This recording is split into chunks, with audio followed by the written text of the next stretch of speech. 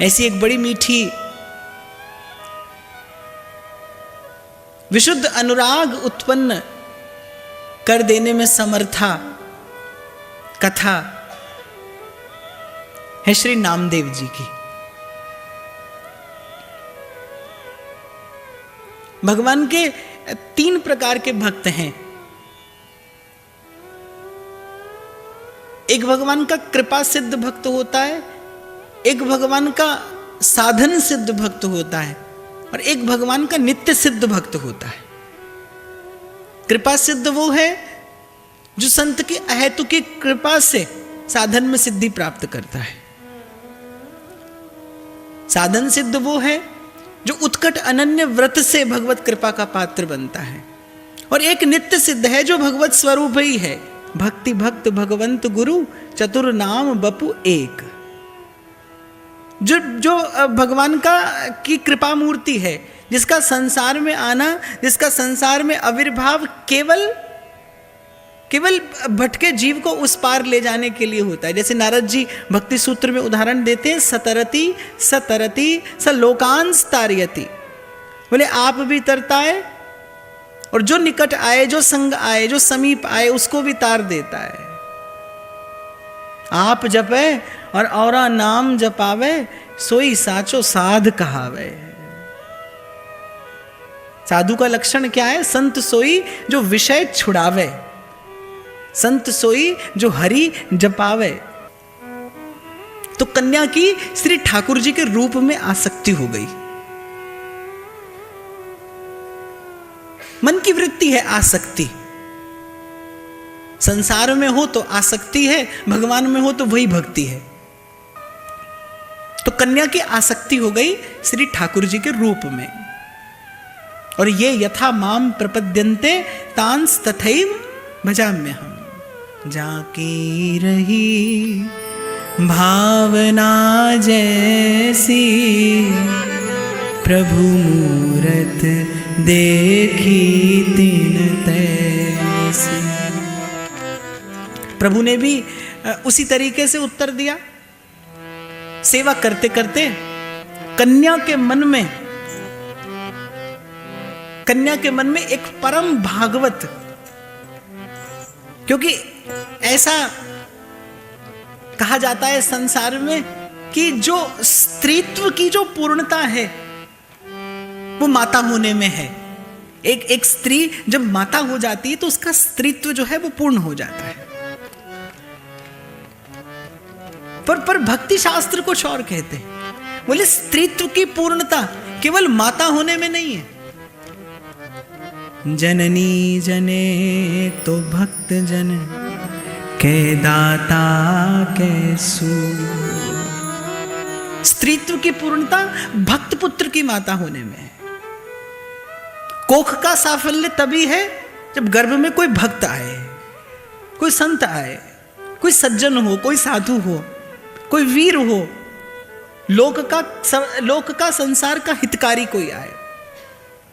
कन्या संस्कारी थी, आरंभ से साधु संग मिला था, सत्संग मिला था, बाल्यकाल से घर में भगवत सेवा का दर्शन किया था और पिता के नाते साधु संग मिलता रहा था। तो कन्या के मन में एक संकल्प रहता था विवाह से पूर्व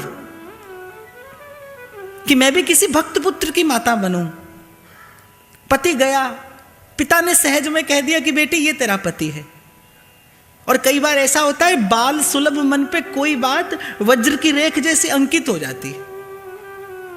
जैसे मीरा की माता ने विनोद में कह दिया मीरा से कि ये गिरधर गोपाल तेरा बींद है, तेरा दूल्हा है। और मीरा जी के उस सहज सुलभ मन पे बात अंकित हो गई और गिरधर लाल ही मीरा के सर्वस्व हो गए। ऐसे पिता ने कहा बेटी ये तेरे पति हैं, बात मन पे अंकित हो गई, छप गई। पिता के वो शब्द दृढ़ भाव से स्थिर हो गई कन्या के मन की वृत्ति उन्हीं शब्दों पे। अब जब पति भगवान है तो भक्त पुत्र भी मिले तो प्रभु की कृपा प्रसाद से ही मिले। और भगवान का एक नाम है भक्त वांछा कल्प तरु।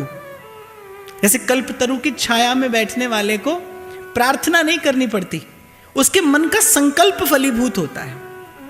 ऐसे भगवान का एक नाम है सत्य संकल्प। जो अपने भक्त के संकल्प को पूर्ण करते हैं। प्रभु की कृपा से कन्या को गर्भ हुआ, प्रभु की कृपा दृष्टि से कन्या को गर्भ हुआ। जब पिता लौटे और कन्या को गर्भवती देखा तो मन में बड़ी चिंता हुई कि कहीं कुछ अनर्थ ना हुआ हो। लेकिन कन्या के संस्कार पर भी पिता को भरोसा है कि कन्या संस्कारी है। मंदिर में ले जाकर श्री ठाकुर जी के सन्मुख शपथ दिलाई। कन्या ने कहा जो है वो श्याम सुंदर का कृपा प्रसाद है, मैंने मन वचन और कर्म से इन्हीं को आराधा है और जो पाया है इन्हीं से पाया है। कार्तिक शुक्ल प्रतिपदा के दिन बालक का जन्म हुआ। अच्छा, और भक्त के जीवन में एक बात सदा रहती है। कबीर जी कहते हैं निंदक नीरे राखिए और आंगन कुटी छवाए। छठा दिन था, कौन नामकरण करेगा बालक का? पिता को चिंता थी।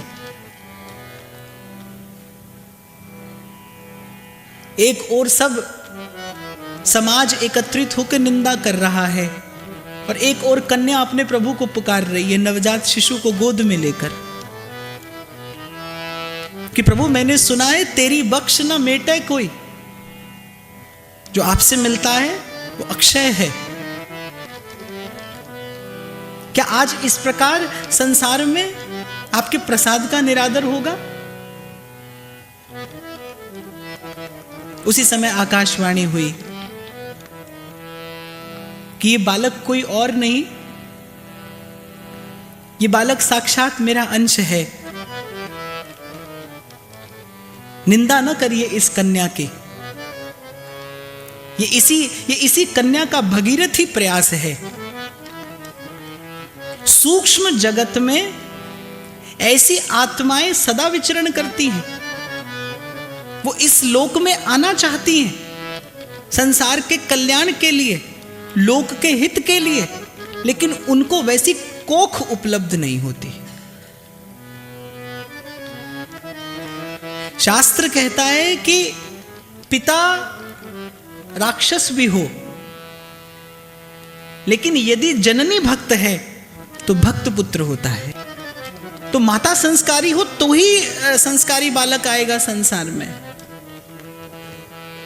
कोख नहीं मिलती भक्त को संसार में आने के लिए, संत को संसार में आने के लिए। तो ये कन्या वो भगीरथ है जो मेरी भक्ति रूपी इस मंदाकिनी को इस धरा पर लेकर आई है। ये कन्या सबकी वंदनीय है, ये कन्या सबकी पूज्या है। और वामदेव जी आप क्यों चिंता करते हैं? जब बालक मेरा प्रसाद है तो इसके समग्र जीवन का उत्तरदायित्व मेरा है। इसका एक एक विचार, इसका एक एक व्यवहार और इसके एक एक संस्कार का पोषण मैं स्वयं करूंगा। स्वयं श्री ठाकुर जी ने उस बालक का नाम नामदेव रखा, क्योंकि नाम की निष्ठा से यह बालक प्रसिद्ध होगा। हरिर नाम हरिर नामैव केवलम कलौ नास्तरैव गतिरन्यथा। इस धर्म की, इस सूत्र की, इस सिद्धांत की प्रतिष्ठा इस बालक के द्वारा होगी। इस बालक का नाम और कुछ नहीं, नाम देव होगा। प्रभु का आशीष मिला और नामदेव बढ़ने लगे। अन्नप्राशन हुआ तो सहज में उस अबोध शिशु ने श्रीमद् भागवत जी उठाकर अपने हृदय से लगाई। माता और नाना दोनों दिन रात पंढरीनाथ की सेवा करते हैं। दिन रात बालक के कान में यही स्वर पढ़ते हैं, जय विठ्ठल जय जय श्री विठ्ठल, जय विठ्ठल जय जय विठ्ठला, जय विठ्ठल जय जय श्री विठ्ठल, जय विठ्ठल जय जय विठ्ठला। नाम से पोषण हुआ बालक का। जैसा प्रभु ने कहा था कि इस बालक के एक एक विचार, व्यवहार और संस्कार का पोषण मैं करूंगा। बालक के आने से माता और उन नाना के हृदय में भी मानो भक्ति का प्रवाह और अधिक बढ़ चला। इस जीवन में यात्रा संसार की हो या ये आध्यात्मिक यात्रा हो, इस जीवन में संग का बड़ा अत्यंत महत्वपूर्ण प्रभाव रहता है। जैसे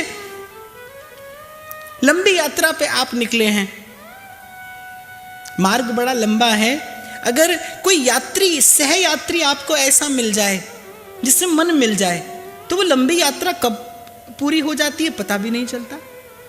ठीक ऐसे ही इस आध्यात्मिक यात्रा में कोई आपको ऐसा मिल जाए जिससे इष्ट मिले और मन मिले और मिले भजन रस रीत, तो ये आध्यात्मिक यात्रा भी सहज हो जाती है, सरल हो जाती है, सरस हो जाती है। सहज ही भगवत सेवा में बालक की रुचि थी। कई बार अपने नाना से कहा कि मेरी भी भगवान की सेवा में रुचि है, मुझे भी कभी अवसर दीजिए, मैं भी पूजा करूं, मैं भी प्रभु का स्नान कराऊं, श्रृंगार कराऊं, भोग लगाऊं, आरती करूं।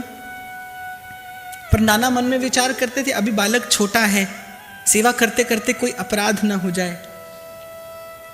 और कल भी मैंने एक छोटी सी बात आपसे कही थी कि प्रभु जब किसी को भजन के लिए, साधन के लिए प्रयास करता देखते हैं तो प्रभु को बड़ी प्रसन्नता होती है। जब किसी के जीवन में प्रभु भजन के लिए लोभ देखते हैं तो प्रभु बड़ा प्रसन्न होते हैं।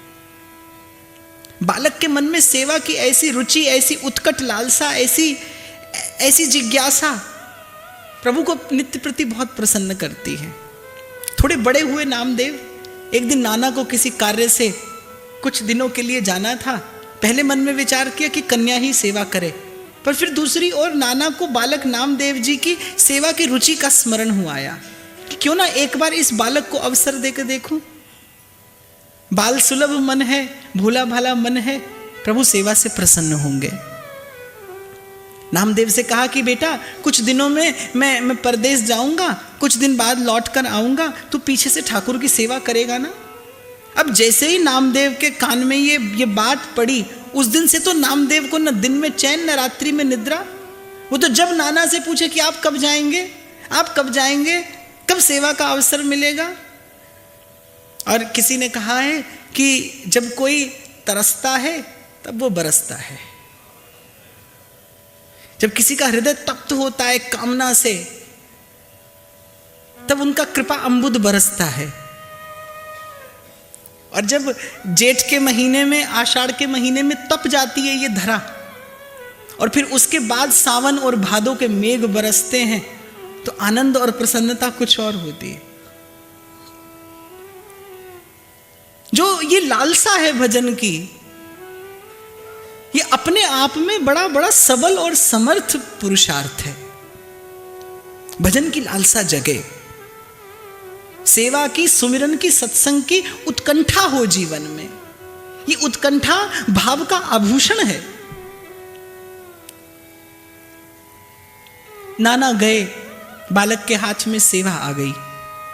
प्रथम दिन कहाँ समय से जगना था, निद्रा ही नहीं आई। ब्रह्म मुहूर्त की प्रतीक्षा में रात्रि व्यतीत की।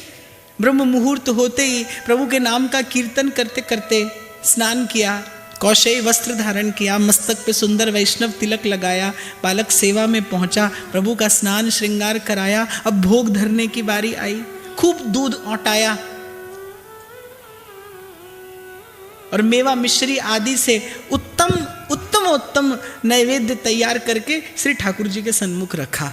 नाना कहकर गए थे, बोले बालक है, चंचल है, केवल इतना ही तो कहकर गए थे कि श्री ठाकुर को भोग लगाए बिना कुछ मत पाना। इसमें एक बहुत बड़ा विज्ञान है।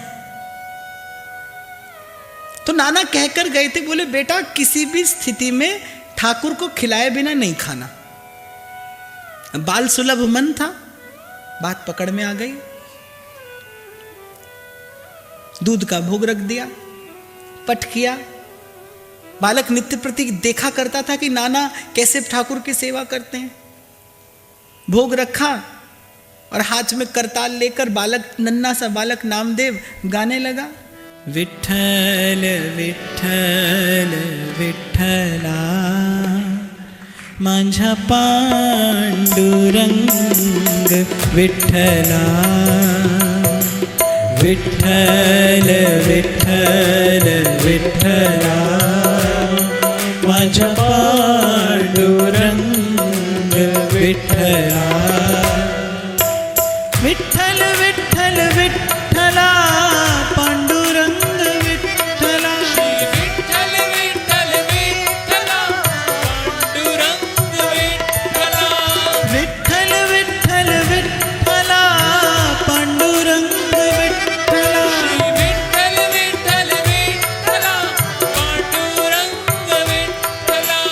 विठ्ठल विठ्ठल विठ्ठला, माझा पांडुरंग विठ्ठला.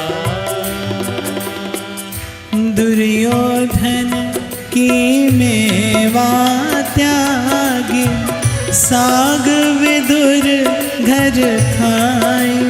हरे कृष्णा साग विदुर घर खाई. झूठे फल सबरी के खाए, बहुविध भोग लगाए.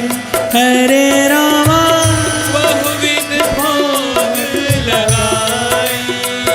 बहुविध भोग लगाए.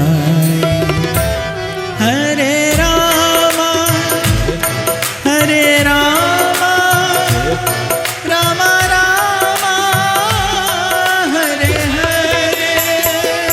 हरे रामा हरे रामा, रामा रामा हरे हरे. हरे कृष्णा कृष्णा कृष्णा हरे हरे. हरे कृष्णा कृष्णा कृष्णा हरे हरे. हरे रामा रामा रामा हरे हरे. हरे रामा रामा रामा हरे हरे. हरे कृष्णा कृष्णा कृष्णा हरे हरे. हरे कृष्णा कृष्णा कृष्णा हरे हरे. हरे राम राम राम हरे हरे. हरे राम राम हरे हरे. हरे कृष्ण कृष्ण कृष्ण हरे हरे. हरे कृष्णा कृष्णा कृष्णा हरे हरे. हरे राम राम राम हरे हरे. हरे राम राम हरे हरे. हरे कृष्ण कृष्ण कृष्ण हरे हरे. हरे कृष्णा कृष्णा कृष्णा हरे हरे. हरे राम राम हरे हरे. हरे राम हरे हरे. हरे कृष्ण कृष्ण कृष्ण हरे हरे. हरे कृष्णा कृष्णा हरे हरे. बड़ी देर तक बालक कीर्तन करता रहा. पट खोला तो दूध का कटोरा ज्यों का त्यों रखा है. शायद नाना जैसा भोग लगाना आया नहीं, भूख भी लगी है, पर नाना कहकर गए हैं कि ठाकुर को खिलाए बिना खाना नहीं. सांझ हो गई. संध्या को मन में विचार आया कि लगता है भोग बनाना ही नहीं आया. फिर से दूध औट आया. बड़े प्रेम से अमनिया तैयार किया, ठाकुर को निवेदन किया, पर पात्र फिर ज्यों का त्यों. 2 दिन बीत गए. और कभी कभी तो श्री ठाकुर जी बड़े सहज में मान जाते हैं, और कभी कभी बहुत श्रम कराते हैं भक्त से.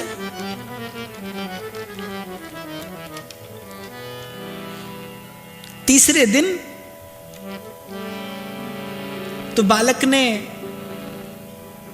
नन्हे से बालक ने हठ ठानी कि आज तो या तो श्री ठाकुर जी भोग लगाएंगे और या इस शरीर का अंत होगा. जो देह भगवत सेवा के योग्य नहीं, उसे धारण करने से क्या लाभ. यदि मैं आज तक अपने जीवन में ऐसा भाव अर्जित नहीं कर पाया जिससे प्रभु को प्रसन्न कर सकूं, जिससे अपने विठ्ठल की सेवा कर सकूं, तो इस देह को रखने का, धारण करने का क्या लाभ. बाल सुलभ मन और बाल हठ प्रसिद्ध है. तीसरा दिन वैसे ही दूध औंटा कर प्रभु के सन्मुख रखा, और जब प्रभु नहीं आए, उठाई कटार बालक ने, और जो ही जो ही चेष्टा करने लगा, श्री ठाकुर जी ने आकर हाथ पकड़ लिया। मंद मंद मुस्कुराते प्रभु सन्मुख खड़े हैं बालक के हठ ने, लेकिन उस हठ में कहीं लोभ नहीं था, लेकिन उस हठ में कहीं छल नहीं था, उस हठ में कहीं अंतर्यामी से किया कपट नहीं था। संतों की सब बातें अनुकरणीय तभी होती हैं जब वैसा भावना का स्तर भी प्राप्त हो। अब शबरी हुए बिना अपना चखा हुआ बेर पवाओगे तो क्या मालूम वो पाए नहीं पाए। गोविंद बन आएंगे,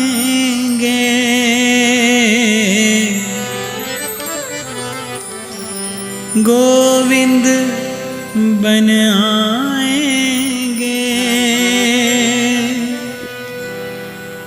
गोविंद बन आएंगे, मीरा तो बनो सजनी।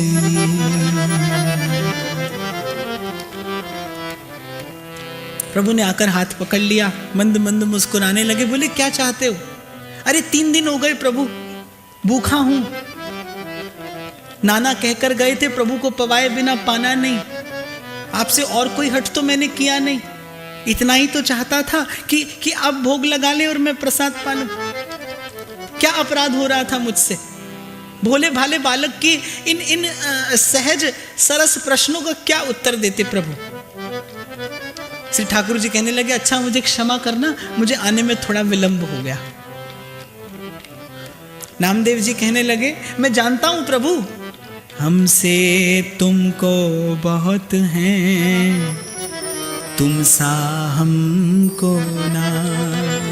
प्रभु आपको मेरे जैसे भक्त बहुत हैं, आपको जाने कितने भक्तों के यहाँ भोग पाना पड़ता होगा, पर मेरे लिए तो स्वामी एक आप हैं। मैं तो कब से आपकी प्रतीक्षा में था। बालक की वो भोली भाली सी बात, करुणाद्र हो गए प्रभु, सजल हो गए भगवान के नेत्र बालक की वो बात सुनकर। और जब कटोरा उठाकर प्रभु दूध पीने लगे और जब थोड़ा सा दूध शेष रहा, नामदेव ने हाथ पकड़ लिया, बोले प्रभु मेरे लिए भी रखिएगा, मैं भी 3 दिन से भूखा हूं और मुझे प्रसाद ही पाना है, आपका उच्छिष्ट ही पाऊंगा। प्रसाद पाया। प्रभु ने कहा कुछ और चाहते हो? बस प्रभु इतना ही चाहता हूं कि अब की बार मुझे इतनी प्रतीक्षा मत कराइएगा, मैं जब जब भोग निवेदन करूं आप आकर पा लीजिएगा।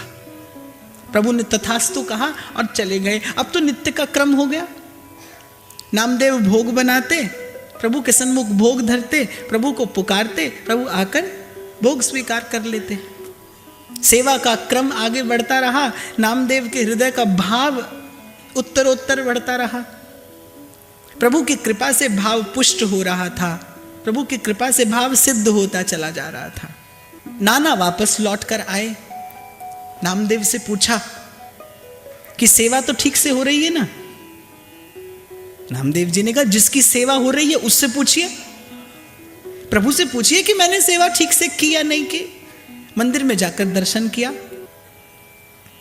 तो नाना जी ने मन में विचार किया कि बालक कहता तो ठीक है, बालक से क्या पूछूं, जिसकी सेवा हुई वही बताएगा। मंदिर में गए, आज मंदिर की आभा प्रभा कुछ और थी। आज जैसी मुस्कान प्रभु की कभी देखी नहीं। हमारे डोंगरे बापा तो कहते थे, बोले कि घर में भगवत सेवा करो और थोड़ी थोड़ी देर बाद आते जाते अपने लाला को, अपने अपने ठाकुर को निहारते रहो। तुझे देखना इबादत और बस तेरी याद बंदगी है।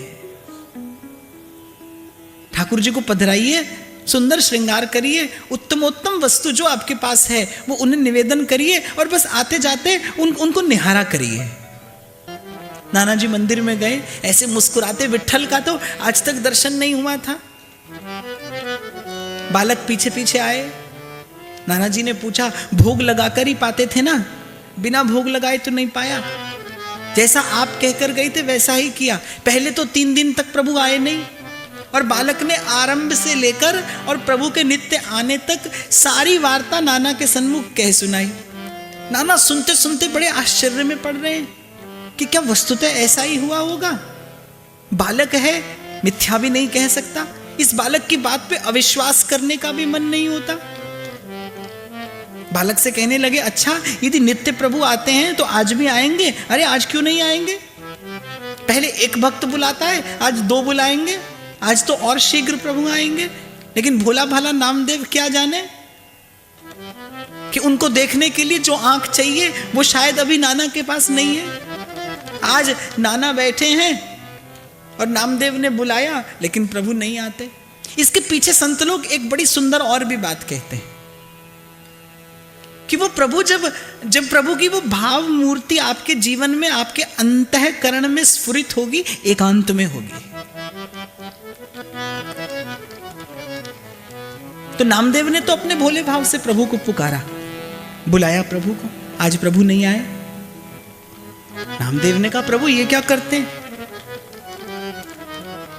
क्या संसार के सामने मुझे झूठा सिद्ध कर देंगे आप? यही आपकी भक्त पर कृपा है कि जब एकांत में था तो खूब प्रेम से आते थे, गटागट करके भोग लगाते थे, और आज जब ये सन्मुख हैं, आज जब ये मेरी सेवा को प्रमाणित करने का अवसर आया है तो आप मुख छिपाते हैं। ये तो प्रभु आपको उचित नहीं है। बहुत नामदेव ने कहा, प्रभु नहीं आए। नामदेव क्या जाने कि शायद अभी नाना जी दर्शन के अधिकारी नहीं हुए, शायद अभी उनके मन में संशय है कि प्रभु आएंगे या नहीं। प्रार्थना क्यों अस्वीकार होती है? जब आपके मन में यह संशय होता है कि पता नहीं प्रभु सुनेंगे या नहीं सुनेंगे। जो बिना बोले सुनता है वो कहीं बात नहीं सुनेगा। जो आपको बिना मांगे देता है वो क्या मांगने पर कमी रखेगा? और भाई, जो दुख भेजने में इतना सावधान है, आप कहते हैं कि किया और ऐसा दुख आया, तो भाई जो न्यायाधीश दुख भेजने में ऐसा सावधान है वो सुख भेजने में भूल नहीं करेगा, वो सुख भेजने में चूक नहीं करेगा, सुख भी समय पे आएगा। तो नामदेव जी के पास तो एक मार्ग था। बोले, प्रभु आज या तो मेरी सत्यता को प्रमाणित करिए, नहीं तो मैं झूठा बन के इस संसार में नहीं जीना चाहता। फिर उठाई कटार, फिर आ गए अपनी उसी बात पर। प्रभु ने कहा, ये तो अच्छे हठी भक्त से पाला पड़ा इस बार, अब क्या करें? पर अपना मान टले टल जाए, भक्त का मानना टलते देखा, प्रबल प्रेम के पाले पड़कर प्रभु को नियम बदलते देखा, प्रबल प्रेम के पाले पड़कर। अनधिकारी था वो व्यक्ति, पर ये तो प्रकृति का नियम है कि लकड़ी के संग लोहा भी पार होता है। भक्त के संग अनधिकारी भी प्रभु के निकट पहुंच जाता है। यद्यपि नाना अनधिकारी थे, पर नामदेव जी की कृपा से प्रभु को सन्मुख होना पड़ा। सन्मुख हो गए प्रभु, साक्षी भरी नामदेव जी की सेवा की कि इस बालक की सेवा से संतुष्ट हूं, नित्य आता हूं इसके बुलाने पर, नित्य आता हूं और इसका भोग और नैवेद्य स्वीकार करता हूं। पर वामदेव जी से कहा प्रभु ने, पर अब आप इसे समझाना, अब आप इसे बता देना। ये आपकी कही बात पर, इस हठ पर अड़ा था, आप कहकर गए थे, आप इसके गुरु हैं, आप इसे कहकर गए थे कि प्रभु को खिलाए बिना नहीं खाना।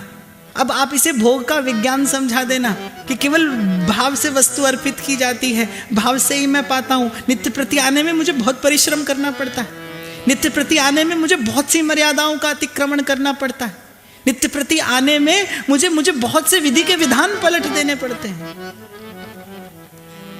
प्रभु अंतर्ध्यान हुए, नामदेव जी की भाव वल्लरी बढ़ती चली गई, गुणों का विकास होने लगा, भक्ति की बेल फलने फूलने लगी। और ये एक ऐसी बेल है कि जब भक्ति का, जब भाव का पुष्प खिलता है तो परिचय देने की आवश्यकता नहीं होती। मैं तो कई बार कहता हूं कि भक्त को भगवान एक अलग ही सांचे में ढाल के भेजते हैं। भक्त को बनाने के लिए भगवान के पास कोई अलग ही सांचा होता है। वो लाखों की करोड़ों की भीड़ में से एक पहचाना जाता है। भक्त का आभा मंडल ऐसा होता है। कबीरा संगत साध की जो गंधी की वास। सदगुरु चंदन सम कहा और भगवत प्रेम सुवास। भगवत प्रेम की एक विलक्षण सी, एक विचित्र सी सुवास आती है। लक्षण होता है उसका कि जिसकी शरण में बैठ के आपको विश्राम मिल जाए, आराम मिल जाए, जिसके निकट बैठकर आपके मन के संकल्प विकल्प थोड़ी देर के लिए मौन हो जाए, जहां जिसके आभा मंडल में प्रवेश करने के बाद चाह कर भी आप संसार का चिंतन न कर सकें, चाह कर भी संसार की चिंता न व्यापे। भगवत रसिक तासु की संगति तीनों ताप न सावन। आध्यात्मिक, आदि दैविक, आदि भौतिक त्रिताप नष्ट करता है संत का संग, साधु का संग।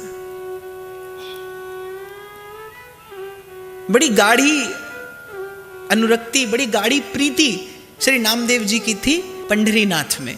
नित्य प्रति दर्शन करने जाना, भोर और सांझ श्री ठाकुर जी के सन्मुख खड़े होना, एक टक प्रभु को निहारते रहना, हाथ में करताल नामदेव जी के सदा रहती थी। कली काल में जितने भी भक्त आविर्भूत हुए, चाहे वो कृपा सिद्ध हो या नित्य सिद्ध हो, एक बात तो सबने मानी है, एक विषय में सब लोग एक मत रहे हैं कि कलयुग केवल नाम आधारा, सिमर सिमर नर उतरहि पारा। कि ये जो ऋतु है इसमें केवल एक ही बीज फलता है, बस नामदेव जी का यही साधन है, नामदेव जी का यही सर्वस्व है। तुझे देखना इबादत और तेरी याद बंदगी है। पहुंच जाते हैं सुबह सुबह पंढरीनाथ का दर्शन करने, और जैसे ही श्री ठाकुर जी के सन्मुख होते हैं, नामदेव जी का रोम रोम गा उठता है। विठ्ठल विठ्ठल विठ्ठला माझा पांडुरंग विठ्ठला, विठ्ठल विठ्ठल विठ्ठला माझा पांडुरंग विठ्ठला, विठ्ठल विठ्ठल विठ्ठला माझा पांडुरंग विठ्ठला, विठ्ठल विठ्ठल विठ्ठला माझा पांडुरंग विठ्ठला, विठ्ठल विठ्ठल विठ्ठला पांडुरंग विठ्ठला, विठ्ठल विठ्ठल विठ्ठला पांडुरंग विठ्ठला, विठ्ठल विठ्ठल विठ्ठला पांडुरंग विठ्ठला, विठ्ठल विठ्ठल विठ्ठला पांडुरंग विठ्ठला। और बहुत बार ऐसा होता है कि केवल भक्त को ही नहीं, भगवान को भी भक्त का व्यसन हो जाता है। और भगवान को तो भक्त का व्यसन है ही, वो किसी के भी बिना रह सकते हैं, भक्त के बिना नहीं रह सकते। भक्त भगवान का सुख है। एक बार ऐसे ही श्रृंगार आरती का समय था, पट खुला और पंढरीनाथ के नेत्र अतिशय चंचल व्याकुल दिखाई पड़े प्रभु। तो रुक्मिणी जी ने पूछा, बोले आज प्रभु आपके नेत्र ऐसे चंचल क्यों हो रहे हैं, क्यों व्याकुल हो रहे हैं आप? तो ठाकुर जी कहने लगे, मैं अपने नामा को खोज रहा हूं। बोले नामा को खोजते हैं? अरे मंदिर आया है तो सन्मुख आ ही जाएगा। श्री ठाकुर जी ने कहा, तुम उसके स्वभाव से परिचित नहीं हो, मैं जानता हूं उसे। वो तो मंदिर के किसी कोने में ये संकोच करके बैठा होगा कि क्या मुख लेकर प्रभु के सन्मुख जाऊं। तो हे देख अवगुण करूं, कैसे भाऊं तो, क्या मुख ले बिनती करूं, लाज आवत है मोह। तो हे देख अवगुण करूं, कैसे भाऊं तो। नामदेव जी ऐसे भक्त जिनको खोजने के लिए विट्ठल व्याकुल हो रहे हैं, और नामदेव जी किस कोने में प्रभु के सन्मुख ही नहीं आना चाहते कि क्या मुख लेके प्रभु के सन्मुख जाऊं। तो प्रभु ने कहा, रुक्मिणी तुम नहीं जानती मेरे नामा का स्वभाव। वो तो मंदिर के किसी कोने में बैठा सोचता होगा कि क्या मुख लेकर प्रभु के सन्मुख जाऊं। वो सन्मुख नहीं आता, इसीलिए तो उसे देखने के लिए व्याकुल हो रहा हूं। अतिशय करुणा थी पंढरीनाथ की नामदेव जी पे, अतिशय प्रेम करते थे ठाकुर जी नामदेव जी से। नामदेव जी के शिक्षा गुरु थे ज्ञानदेव जी। उनके मन में, लेकिन वो कभी नामदेव जी को उपदेश नहीं करते थे, क्योंकि वो नामदेव जी के स्वरूप से परिचित थे। वो जानते थे कि ये भगवान के नित्य सिद्ध पार्षद हैं। तो एक बार ज्ञानदेव जी के मन में तीर्थ यात्रा की इच्छा हुई, तो नामदेव जी से कहा, आप संग चलिए। और नामदेव जी के प्राण बसते हैं विट्ठल के दर्शन में। तो नामदेव जी के लिए तो सब कुछ उनके विट्ठल हैं, उनका सर्वस्व, उनका प्राणधन, उनके जीवन सर्वस्व उनके विट्ठल हैं। उन्हें विट्ठल के अतिरिक्त कोई सुहाता नहीं, उन्हें विट्ठल के अतिरिक्त कोई चाह नहीं, और जब चाह नहीं तो फिर कोई और राह नहीं। ज्ञानदेव जी के मन में इच्छा थी नामदेव जी को संग लेकर चले। नामदेव जी की बिल्कुल भी इच्छा नहीं थी कि वो अपने विट्ठल का दर्शन छोड़ के किसी अन्य तीर्थ पर जाएं। प्रेम का एक लक्षण है यल्लब्धवा पुमान सिद्धो भवति। नारद जी कह रहे हैं अमृतो भवति तृप्तो भवति। जाहि लहे कछु लयन की चाह नहीं में होए। पर लेकिन ज्ञानदेव जी गुरु तुल्य हैं, और गुरु आज्ञा गरीयसी।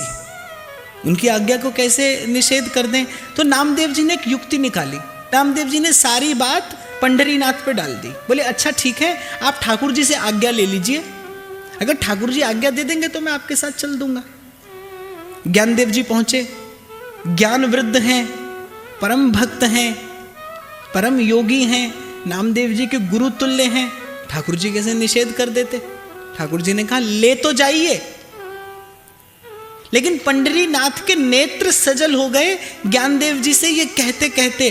बोले ले तो जाइए, लेकिन मेरे नामा का ध्यान रखिएगा और शीघ्र लौटा लाइएगा।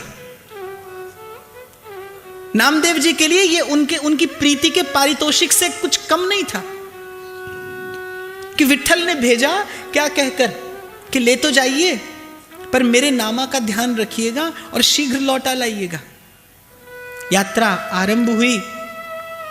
समस्त तीर्थों को नमन करते हुए, वंदन करते हुए दिल्ली पहुंचे। उस समय दिल्ली की गद्दी पर सिकंदर लोदी तख्त पर बैठा था। उसने नामदेव जी की बड़ी महिमा सुनी थी। उसने सुना था कि वो बड़े वो साहिब से मिले हुए फकीर हैं। नामदेव जी को अपने दरबार में बुलाया। अच्छा, जीवन में संत मिलन का अवसर तो प्रभु देते हैं, लेकिन जीव अपने दंभ और अहंकार के कारण उस सुयोग का लाभ नहीं ले पाता। सिकंदर ने कहा करामात दिखाइए। नामदेव जी ने कहा हम तो अपने प्रभु का नाम जानते हैं, इसके अलावा कोई करामात हमारे पास है नहीं। और नामदेव जी ने बात भी सच्ची कही। उनके लिए उनके विट्ठल का नाम ही परम सिद्धि है। पर वो बादशाह की वो रजोगुणी बुद्धि, उसकी वो तमोगुणी वृत्ति कैसे संत के इस सात्विक सत्य को समझ पाती। हठ पे अड़ गया सिकंदर, करामात दिखाओ। क्रोध आ गया सिकंदर को। भरे दरबार में गैया बुलाई और हुक्म दिया कत्ल कर दिया जाए इसे। नामदेव जी की आंखों के सामने सामने उन क्रूर सैनिकों ने वध कर दिया गौ का। कांप उठे नामदेव जी। और भक्त के पास सबसे बड़ा साधन क्या है? अपने प्रभु को पुकारना। पुकारने लगे वहीं दरबार में, नैनों से अश्रु बह रहे हैं नामदेव जी के कि प्रभु ये कौन सा दिन आपने मुझे दिखा दिया, मैं निमित्त बना इस गौ के वध में। पुकारने लगे प्रभु से, बिनती सुनिए जगदीश हमारी, बिनती सुनिए जगदीश हमारी, बिनती सुनिए जगदीश हमारी।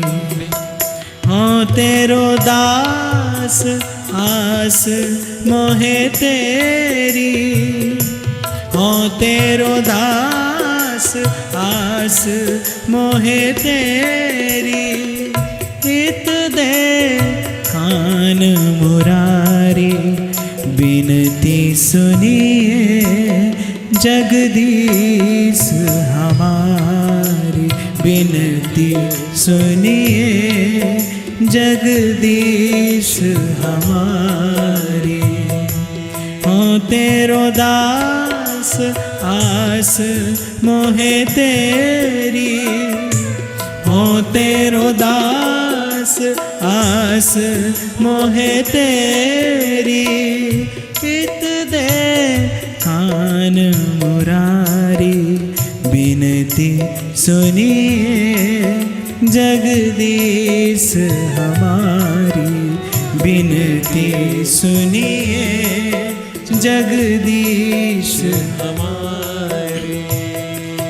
जाकी छूत जगत को लागे, जाकी छूत जगत को लागे, ताप तू ही ढरे, ताप तू ही डरे, नीचे ही ऊंच करे मेरा गोविंद, नीचे ही ऊंच करे मेरा गोविंद, काहू पे ना डरे, ना डरे, काहू पे ना डरे, ना डरे, काहू पे ना डरे, ना डरे।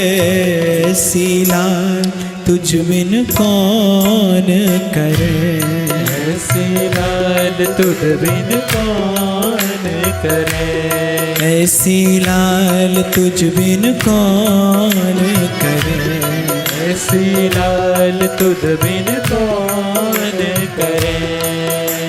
नीचे ही ऊंच करे मेरा गोविंद, काहू पे न डरे, नीचे ही ऊंच करे मेरा गोविंद, काहू पे न डरे, नीचे ही ऊंच करे मेरा गोविंद, काहू पे न डरे, नीचे ही ऊंच करे मेरा गोविंद, काहू पे न डरे।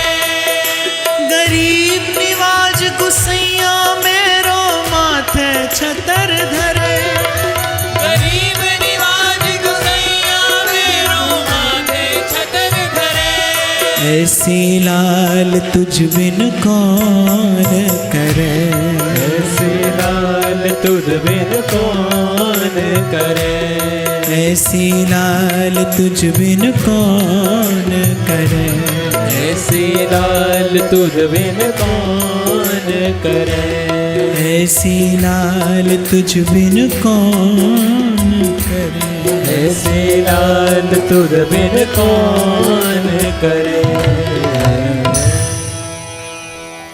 नामदेव जी का कोमल हृदय करुणाद्र हो गया, पुकारा अपने विट्ठल को। भगवत चरणामृत सदा संग में रखते थे, चरणामृत हाथ में लिया, गौ के मुख में डाला, गौ जीवित हो उठी। सिकंदर दौड़कर आया, कदमों में पड़ गया कि आप पहुंचे हुए फकीर हैं, मैंने परीक्षा ली आपकी, मुझे खुदा के कुफ्र से बचाइए। गिलगिलाने लगा नामदेव जी के चरणों में।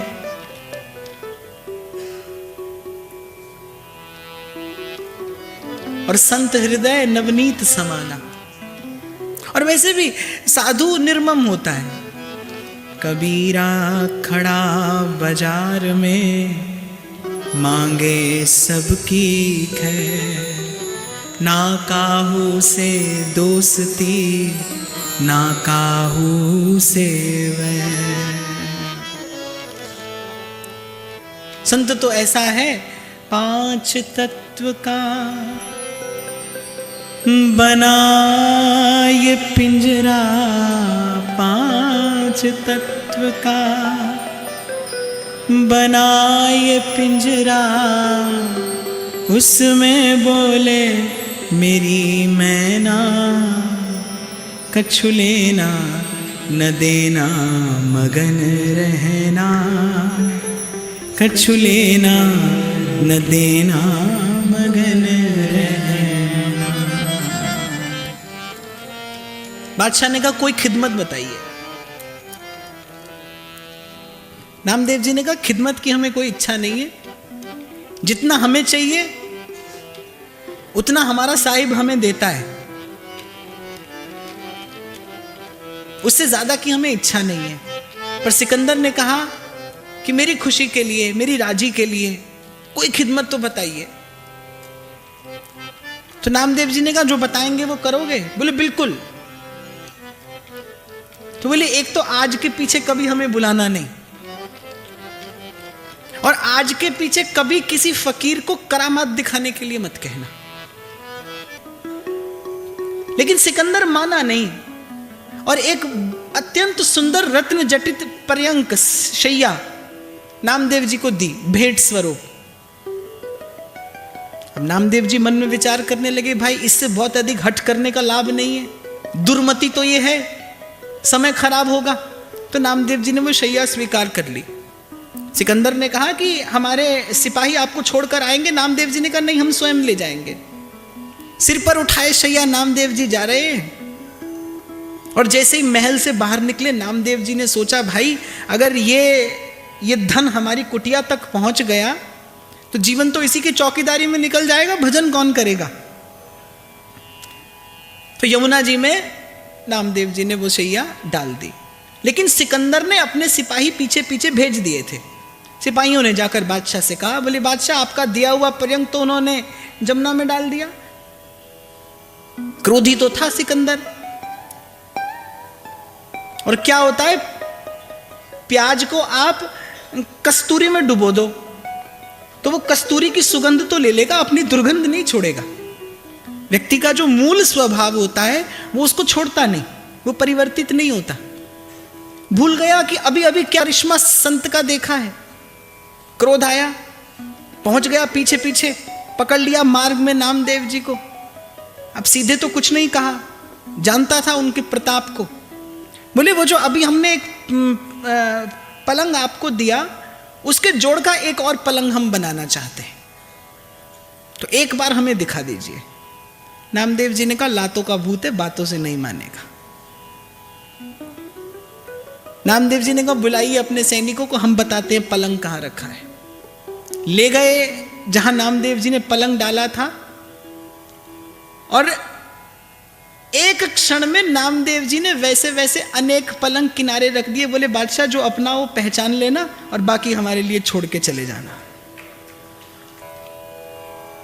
तो तीर्थ यात्रा चल रही थी, चलते चलते एक स्थान पर पहुंचे।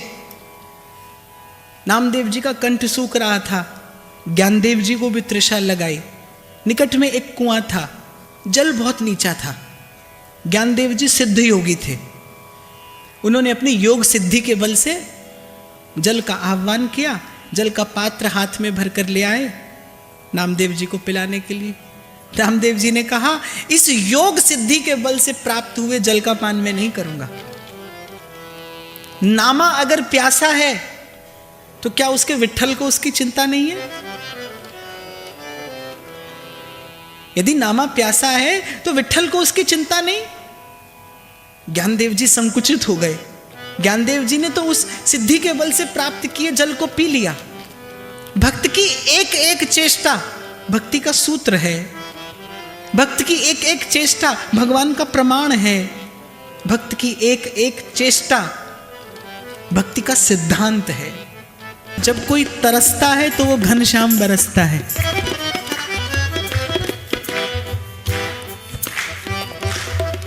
नामदेव जी का मन पपीहा पीऊ पीऊ पीऊ पुकार रहा था। जेठ का महीना, तपती दोपहरी, आच्छादित हो गया नभमंडल घने काले मेघों से। मूसलाधार वर्षा होने लगी।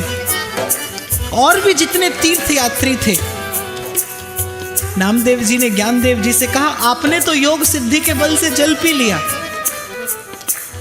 और मैं देखता हूं जहां दृष्टि जाती है ये जड़ चेतन स्थावर जंगम सब तृषित हो रहे हैं, सब तप रहे हैं। इन सब के तपते मैं अकेला जल कैसे पी लेता? अद्भुत दृष्टि नामदेव जी की। रोटी पकाई, अमनिया बना रहे थे ठाकुर को निवेदन करने के लिए। रोटी रखी, कुत्ता मुंह में रोटी लेके भाग गया। घी का कटोरा हाथ में नामदेव जी के। नामदेव ने पकाई, रोटी कुत्ते ने उठाई, पीछे घी का कटोरा लिए जा रहे। बोले रूखी तो ना खाओ, थोड़ा घी तो लगाओ, रूप अपना क्यों।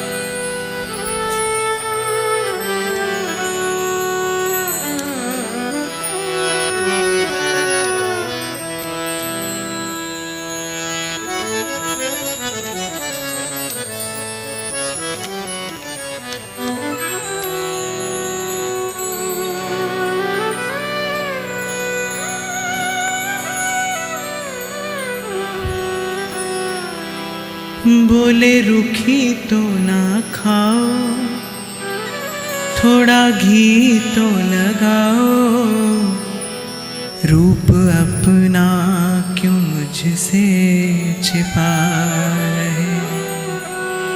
मैं जानता हूं प्रभु, आपने जब से मुझे अंगीकार किया है, आपने मुझे अपना नामा कहा है। अब मेरे निकट आपके अतिरिक्त कोई नहीं आ सकता।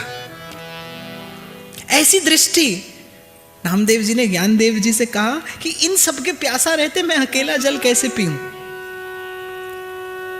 विट्ठल कृपा करेंगे तो सब पर करेंगे। प्यास बुझेगी तो सबकी बुझेगी। घनघोर वर्षा होने लगी। ज्ञानदेव जी मन ही मन नत हो गए नामदेव जी की भक्ति के सन्मुख। नामदेव, तुमसे बहुत प्रसन्न हूं, क्या चाहते हो? आज मेरे मन की प्रसन्नता के लिए कुछ कुछ मांग लो मुझसे।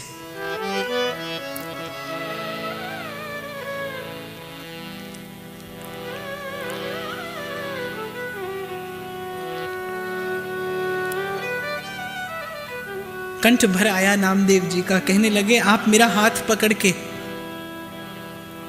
मुझे लेकर आए थे, प्रसन्न हैं? तो बस इतनी ही याचना है आपसे कि मेरा हाथ पकड़ के पुनः मुझे मेरे विट्ठल के सन्मुख कर दीजिए। बावरी वे अखियां जर जाएं,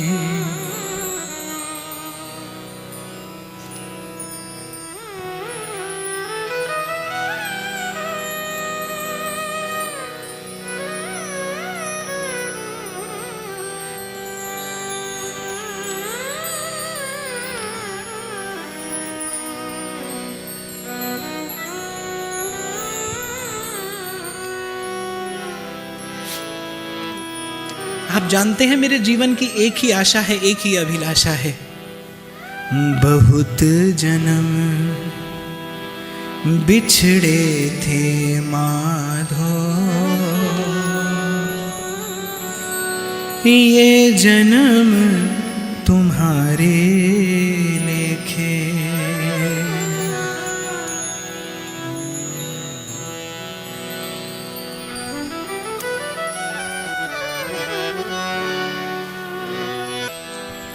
गोविंद राधे माधवा गोपाल राधे माधव, गोविंद राधे माधवा गोपाल राधे माधवा, गोविंद राधे माधवा गोपाल राधे माधवा, गोविंद राधे माधवा गोपाल राधे माधवा, गोविंद राधे माधवा गोपाल, गोविंद राधे माधवा गोपाल राधे माधवा, गोविंद राधे माधवा गोपाल राधे माधवा, गोविंद राधे माधवा गोपाल राधे माधवा। ज्ञानदेव जी ने भी और विलंब करना ठीक नहीं समझा, ले पहुंचे वहीं नामदेव जी को उनके विट्ठल की पौड़ी पे।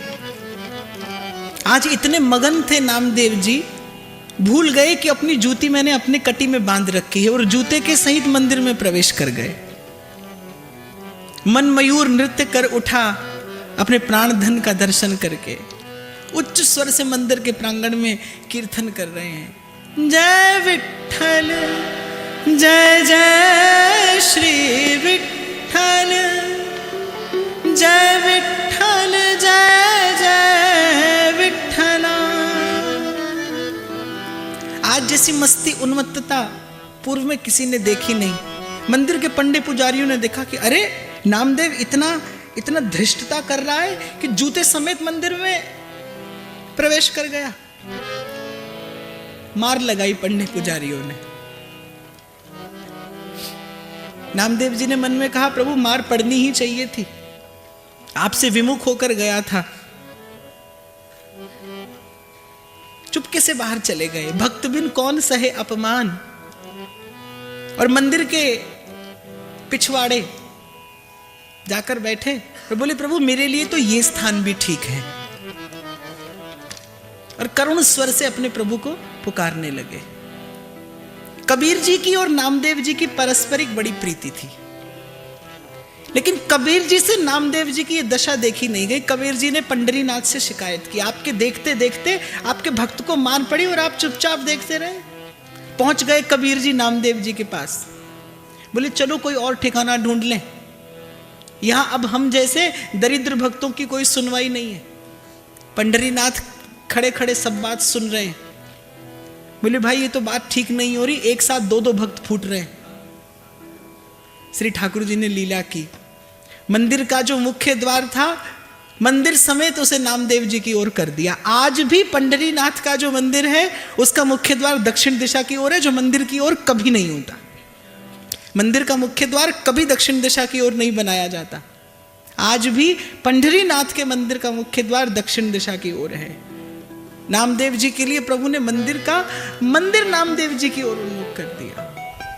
इसीलिए मैंने पूर्व भी निवेदन किया, मूर्ति भगवान का प्रतीक है, भक्त भगवान का प्रमाण है। कहीं भगवान मिले न मिले, व्यास बड़े हरि के जना, हरि ही नवावत माथ, जिनके ही में बसत हैं तीन लोक के नाथ, बड़े हरि के जना, बड़े हरि के जना।